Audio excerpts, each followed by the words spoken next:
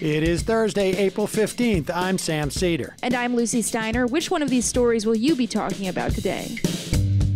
News about very rare issues with blood clots in 2 coronavirus vaccines has harmed public health efforts and emboldened anti-vaxxers in Africa. Meanwhile, an unreleased Inspector General's report finds glaring problems throughout the Capitol Police operation that fueled its failures during the January 6th insurrection. And lastly, the Minnesota cop who resigned Tuesday was charged with manslaughter yesterday for the killing of young Daunte Wright. The family expects protests in Brooklyn Center to continue despite the charge. You're listening to Majority.fm's AM Quickie, and these are the stories you need to know.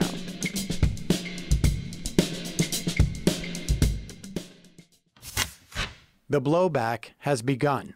The New York Times reports that the safety scares engulfing the AstraZeneca and Johnson & Johnson vaccines have jeopardized campaigns to inoculate the world, with new infections surging on nearly every continent. Signs that the vaccination drive is in peril are emerging, most disconcertingly in Africa. In Malawi, people are asking doctors how to expunge the AstraZeneca vaccine from their bodies. In South Africa, health officials have paused giving the Johnson & Johnson shot, the only one they have. And in the Democratic Republic of Congo, not a single person has been vaccinated. In those countries and others, the Time reports, Western colonialism has left a residue of mistrust in vaccines, which could harden if the perception takes hold that rich countries are dumping second-rate shots on the global South. Already, the recent pauses have vindicated vaccine skeptics and made many others feel duped.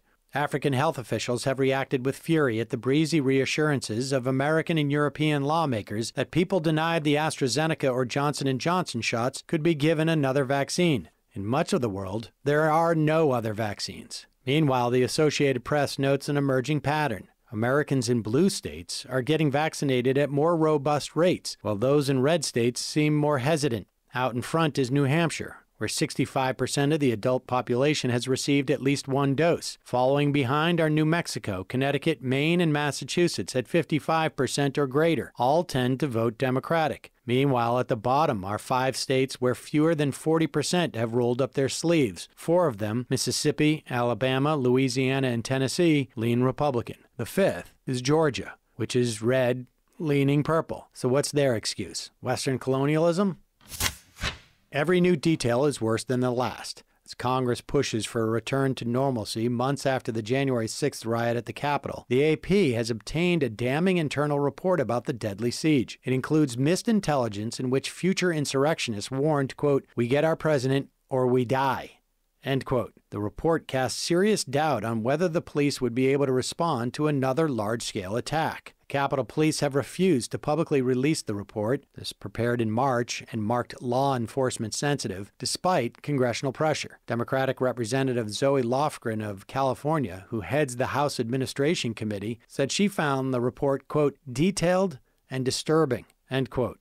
The Inspector General who prepared it, Michael Bolton, was scheduled to testify before Lofgren's committee today. Bolton found that the department's deficiencies were and remain widespread. Equipment was too old to use, officers didn't complete required training, and there was a lack of direction at the Civil Disturbance Unit, which exists to ensure Congress is not disrupted by protests. The report also focuses on several pieces of missed intelligence, including an FBI memo sent the day before the insurrection. The memo warned of threatening online postings by Trump backers, including one comment that Congress needs to hear glass breaking, doors being kicked in, and blood being spilled.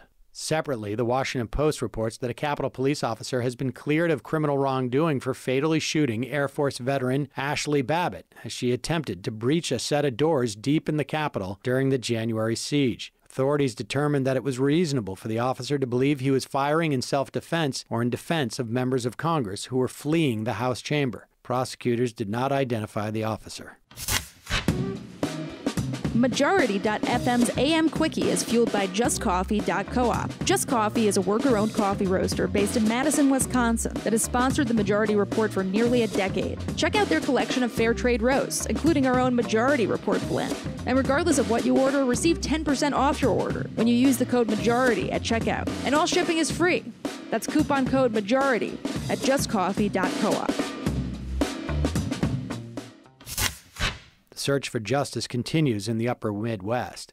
NBC News reports that the former Minnesota police officer who was captured on camera fatally shooting Daunte Wright during a traffic stop was arrested in connection with Wright's death. Kim Potter, a 26-year veteran of the Brooklyn Center Police Department, was taken into custody at about 11:30 a.m. at the Bureau of Criminal Apprehension in St. Paul. She will be charged with second-degree manslaughter in connection with Wright's death, as announced by Washington County Attorney Pete Orput. The charge carries a maximum penalty of 10 years behind bars. Wright, who is black, died of a gunshot wound to the chest, according to the Hennepin County Medical Examiner's Office, which classified the manner of death as a homicide. NBC reports that Ben Crump, a lawyer for the Wright family, received word about the charges while sitting on a panel discussion alongside the mothers of other young black males killed by police. Crump told reporters, quote, "The reason why we are getting due process so quickly in the state of Minnesota for the killing of Daunte Wright is because of the blood of their children," end quote.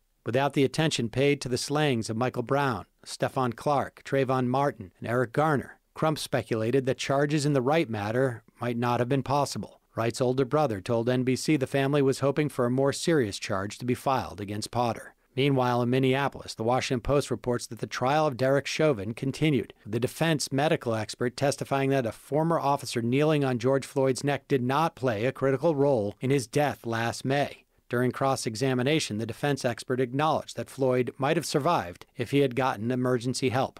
Yes, if only. You can check out an interview I did with two freelance reporters from Minneapolis about that same expert witness who is being sued in the state of Maryland for covering up another death at the hands of police. And now for some quicker quickies. Quicker quickie. CBS News reports that two House committees took up measures long championed by progressives yesterday.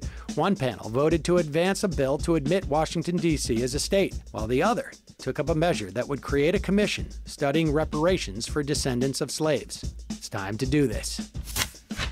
More than 87,000 Americans died of drug overdoses over the 12-month period that ended in September, this according to the New York Times, eclipsing the toll from any year since the opioid epidemic began in the 1990s. The biggest jump in overdose deaths took place in April and May, when fear and stress were rampant.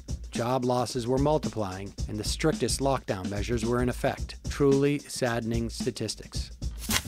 According to City and State New York, Andrew Yang's two campaign managers, his press secretary, his policy director, and multiple senior advisors don't actually work for his New York City mayoral campaign. They're employed by Tusk Strategies, a lobbying firm.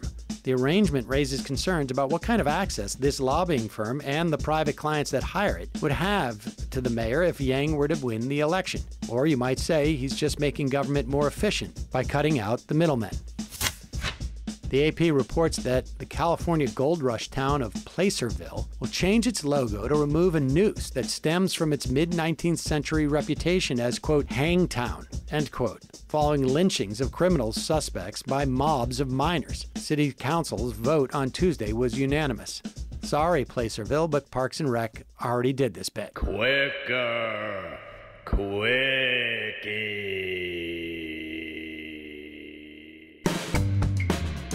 That's all for the AM Quickie today. Join us live at noon for the Majority Report at majority.fm or later wherever you find your podcasts.